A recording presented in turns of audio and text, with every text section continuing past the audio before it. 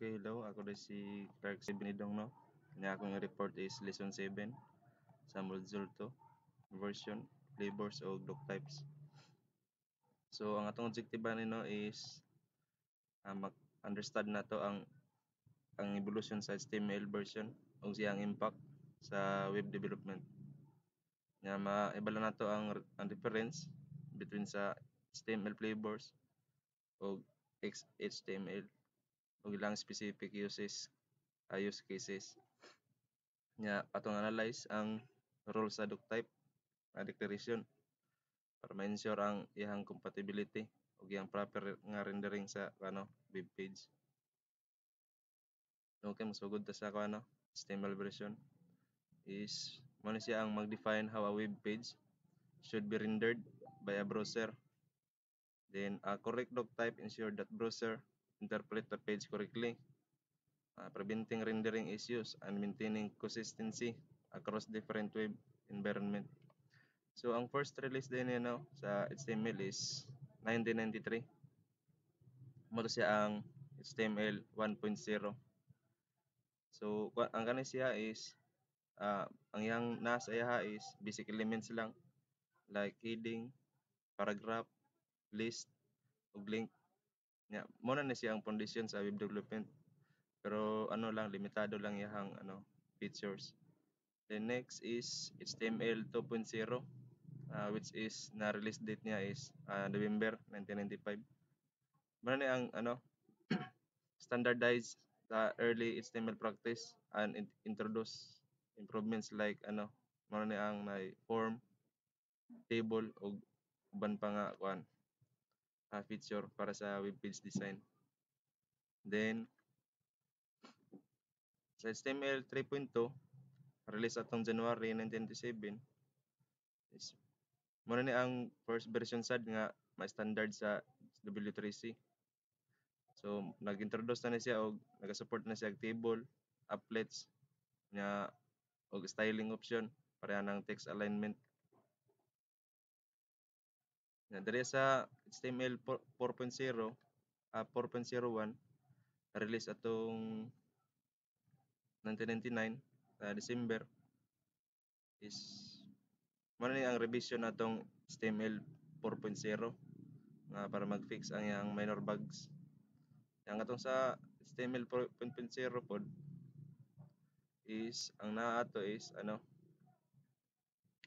dito na sulod ang strict, transitional o frame set. Unsa din ning kuan di ay ang iyang strict.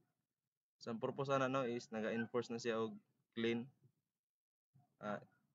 structured og semantic markup.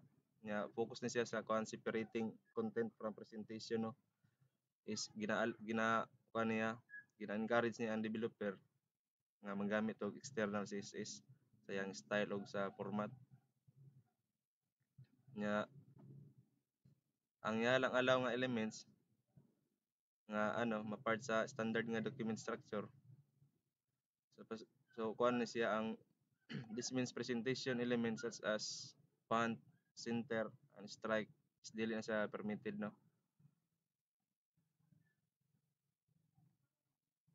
Then sa ang transitional is kuan na siya naka-design ni para more flexible ba. Allow ang developer nga mag-continue kuan para atong iyang using some older good nga balik katong kinaraan nga pag-present sa HTML. Mo ni siya ang okay ra ni siya mag-inline siya.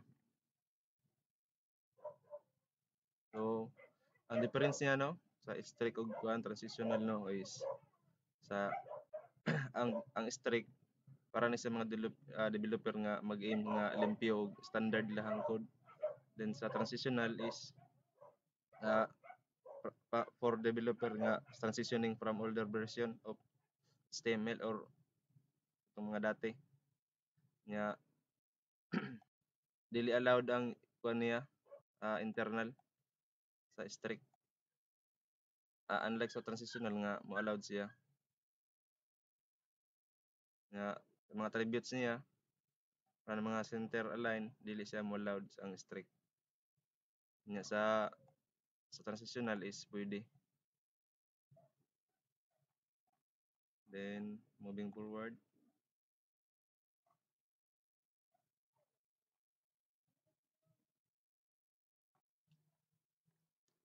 so simil 4.0 mo to, no? Manatato. So dito sa XHTML 1.0 is which is released at January 2000. Muna siya ang ano ra ni siya reformulation sa HTML 4.0. So ang kani siya is gihimo niya ang HTML nga more strict o extensible. Nya kuan siya more rigorous in term of syntax. It's considered sa ano bridge between HTML and XML. Then moving to sa HTML5 which is released atong October 28, 2014 is mo ni ang current major version og nag-introduce sa several new features and APIs para sa modern nga web development. So ang iyang uban nga features is multimedia elements like video and audio. Semantic element niya like header, footer, article and section, sorry. Nagaano na sa better support na ni para sa form ug validation. Web storage, canvas ug other JavaScript APIs para sa building dynamic niya. Ready siya sa web application. Flexibility in document structure ni siya, no? O better handling error. Then HTML 5.1 and 5.2 is release atong ang 5.1 is release atong November 1, 2016. Then sa HTML 5.2 release atong December 14, 2017. So minor version naman nino sa HTML5 na nag-i-add lang niya ang mga sa refinement sa specification. Nag-ano gyapon siya, nag-include gyapon sa kuan improvements para sa accessibility, para sa mas better nga support ba para sa web apps. More security pud ni siya. Then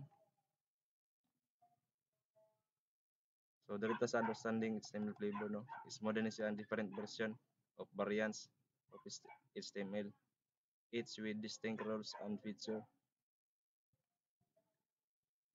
So dire HTML versus XHTML is ang ano niya, no, ang HTML is more lenient with syntax error, so making it easy for beginners and rapid development. So okay ra gyud siya diri nga kuan dili kasi stricto ba. Unlike sa XHTML is stricto yang syntax rules. Iyang tag is dapat ma-close. Ang yang attributes is dapat ma-quote para ensuring better compatibility, cleaner code. So ara diri sa transitional, strict and preset diri sa HTML 0.0 ug 1 XHTML. So yung transitional, no, is mo lagi to allow for deprecated elements and attributes for backward compatibility. Diri sa strict is promoting modern and standard compliant code. Then yung preset is used for dividing a browser window into multiple frames. So dito sa choosing between flavors, no, is ang XHTML is gina-consider para sa project nga mag-require og high compliance sa XML tools ug yang standard. Unlike sa HTML5 for modern web application, due sa iyang simplicity, flexible and support for the latest web standard.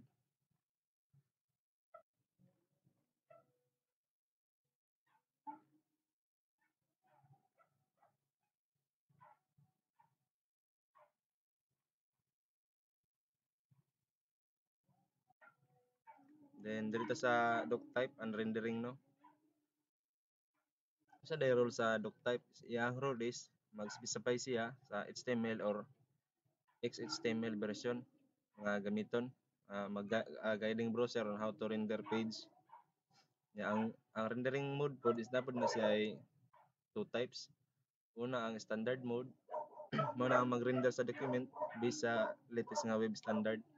Then sa Quarks mode is mo na mag-emulate sa older browser behavior para mag-support sa legacy sa website. Then iyang impact no sa incorrect doc type is using incorrect or missing doc type can trigger Quark mode. So mo na siya mag-cause siya sa iyang layout ug style nga dili consistent across sa iyang browser. So ang sample din na sa iyang doc type is doc type HTML nya public naka big letter ang kuan HTML then public. Then sa XHTML sa iyang strict is doc type HTML small letter nya public. Then sa HTML5 is na lang gid nabilin doc type HTML na lang bali simplified nga declaration na lang no provide sa uniformity and clarity in modern web. So dito sa choosing doc types. So sa iyang content no, is choosing the right doc type affect not just the development process but also the compatibility and future maintenance no sa iyang web application. So sa HTML5 is na sa simplified nga doc type lang nya para mag-reduce sa iyang complexity. Nag-associate po siya sa older nga HTML version para mag-provide sa clear path padulong sa standard nga modern web practice. Yeah. So nganong magamit man tag HTML5? So mo lang ito.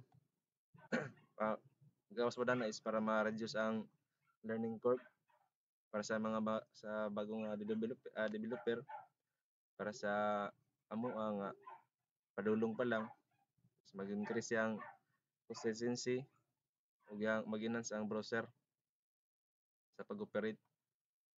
So para sa conclusion no is sa evolution sa HTML1 hangtod sa 5 is naga-reflect siya sa rapid changes in web development technologies no and the need for the standardized reliable and flexible web structure. Then understanding the difference between HTML and XHTML ug ang impact sa doc type declaration is nag-enable sa developer na mag-create og more efficient ug more compatible web pages. Then sa HTML5 is naga-remain most recommended version no para sa mga new project due to its simplicity ug yang comprehensive support for modern web standard. So kato lang og thank you.